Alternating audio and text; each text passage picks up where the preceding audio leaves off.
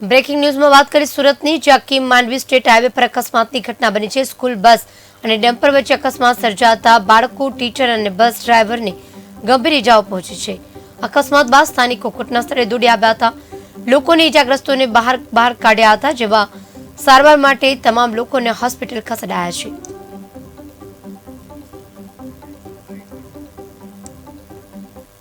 आज रोज सवारे नौगामाथी सरस्वती विद्यालय એટલે ઉશ્કેર તરફ આવતી બસ સ્કૂલ બસ જે સ્કૂલથી લગભગ 200 મીટરની દૂરી પર જ એક હાઈવા માટી ભરેલી હાઈવાએ સામે ટક્કર મારી, પણ એમાં વિદ્યાર્થીઓને બીજા કોઈને ઈજા કે પહોંચી નથી।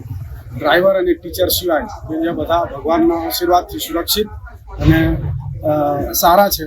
કોઈને ગંભીર ઈજા કે કોઈ પ્રકારની મોટી હાનિ થઈ નથી।